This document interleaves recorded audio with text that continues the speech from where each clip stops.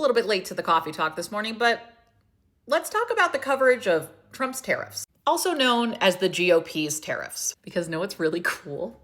We have built into our system a thing, an amendment, maybe it's the 25th, to stop this, to stop a president that is unwell and not fit to serve.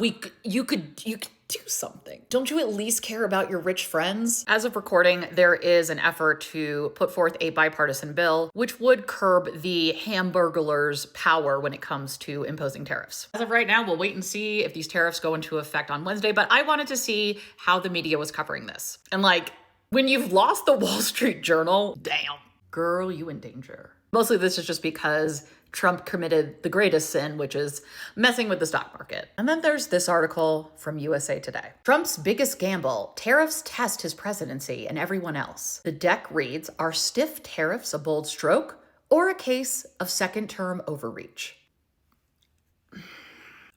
We do not have time for subheads like this. It's an overreach no matter how you slice it according to the Constitution. And was Trump unable to have first-term overreach, or were there actual guardrails in place that stopped some of his worst impulses? It doesn't have to be one or the other. Is it bold or is it madness? Here's the first sentence.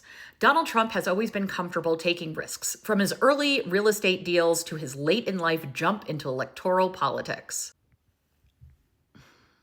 This lukewarm reporting, which sort of tries to normalize Trump as to not get calls of being biased, actually just makes it less fair and less truthful. We are in an unprecedented moment, which requires unprecedented reporting. Why has he been comfortable taking risks? Who has been hurt by his risks? Why might he feel so comfortable? Could it be, perhaps, because Republicans are too afraid to stand up to him? And many are just on the train anyway because that's where the money is and they need money for re-election campaigns because, again, Citizens United has destroyed this country's campaign finance system. All roads lead back to it. Sorry to Rome. To be fair, there are facts and figures in here. There are quotes from both sides. But then we get into the section titled, The Second Term Disease of Some Presidents, Overreach. I need you to be so freaking serious. There are a lot of former presidents that just decided to ignore the court and decided that due process wasn't exactly a thing, leading to the kidnapping and transfer of asylum seekers in our country to El Salvador, to a prison known for its brutality. It's just a little overreach. It's just a disease that happens in the second term. This man has always been diseased. Or how about a national emergency declared to push through the craziest tariffs, including one of the highest tariffs on one of the poorest countries in Africa, and on an island with penguins. Oh my God, he has such senioritis. Stop it. Quote, the stiff taxes on U.S. imports are only the latest in a series of decisions he has made since his second inauguration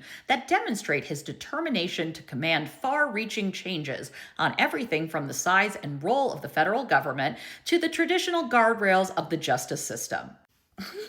There's not enough coffee in the world for this. His determination to command far-reaching changes is a really weird way to say that he has no respect for democracy, and a very scary predilection to authoritarianism. You can't normalize these clear violations to our system of government. I'll end with this bit. Quote, the president can cite reasons to justify his self-confidence.